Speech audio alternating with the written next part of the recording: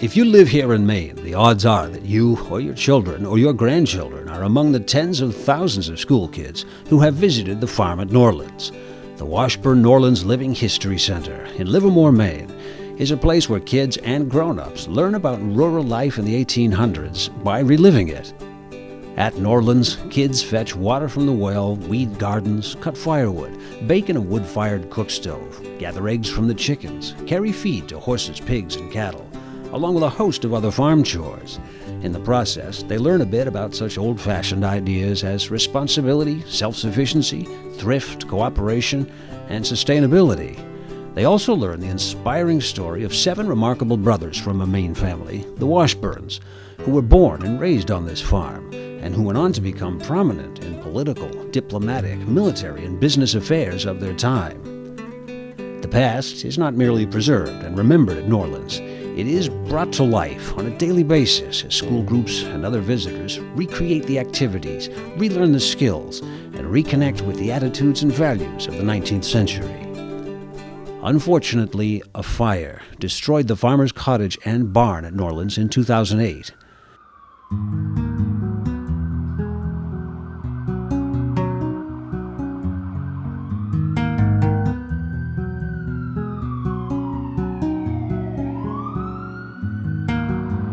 Without a barn, there's no longer a place where kids can do many of the old-time farm chores that once were at the core of its educational programs, or where participants in adult living history programs can enjoy evening barn dances or corn-husking bees after a day's work on the farm. Without a barn, there is no place to clean and muck stalls, grind corn, press apples, store ice and hay, or learn in a true agricultural setting about proper animal care or the use of agricultural implements. Without a barn, our programs now lack the renowned hands-on approach made popular at Norlands since 1973. A farm without a barn is a sad place, hardly a farm at all.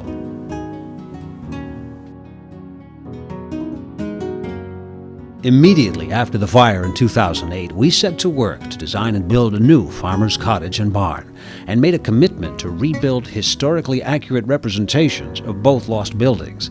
It hasn't been easy, and we've accomplished much of the work in phases. Because of the damage to connecting buildings, we had to extensively repair the museum's textile, art, furniture, and objects collections, which were exposed during the disaster to smoke, water, and other environmental conditions such as insects. We addressed urgent stabilization activities, such as replacing sections of the mansion roof, repairing damaged hand-stenciled plaster walls and ceilings in the mansion, and gutting and rebuilding the caretaker's quarters and part of the mansion kitchen. The new farmer's cottage opened in 2011, and we've been able to restore some programs. But the barn is the heart of Norlands' working farm and is a necessary component of the educational classroom for school children, youth, students of all ages, and tourists alike. Without the barn, the life of farm life lays fallow.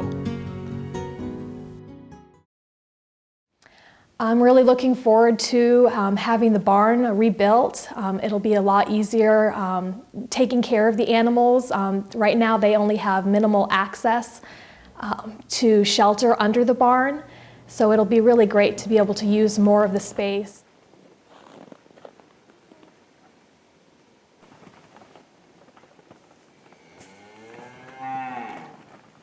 What they're missing without the barn is during the winter and early spring and late fall, a lot of the animals that we once had here was housed in the barn.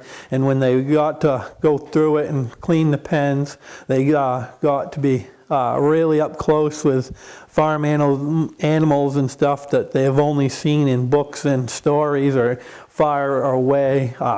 And right now, a lot of the animals we don't no longer have here at the Norlands, so the program isn't a complete program that it once was.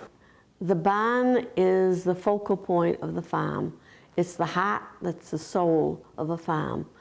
Kind of dark. It's kind of mysterious. It's quiet except for animal noises.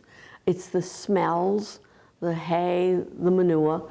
It's a magic place, a barn is, and we're missing that. And We need it back. I think the value is that it teaches not only history, but it also reminds kids how good they have it in school now as compared to how kids went to school or worked on farms as children in the 19th century. I think probably the most important thing that kids can get out of the New Orleans visits is, number one, an appreciation for how hard their ancestors had to work in everyday lives, an appreciation for what they have and how much easier their own lives are in many respects. When we get ready for a visit to the New Orleans, we have a list of names of the families and the children that actually grew up here at the New Orleans. And before we come, I assign my students those names, and I call them by those names before we come to the New Orleans here. And so when they come here, they already have a personal connection to the families that lived here and some of the lifestyle and some of the culture that was here in the 19th century. And I don't know of any other place that has that kind of personal connection. New Orleans' value today seems to me first and foremost a living example of what life was in the 1800s, particularly here in rural Maine. Very little has changed from the way it was when the brothers built it, and I think for anyone to understand the brothers themselves and the sisters, this is a terrific reminder of what life was like and how they lived and how they thought.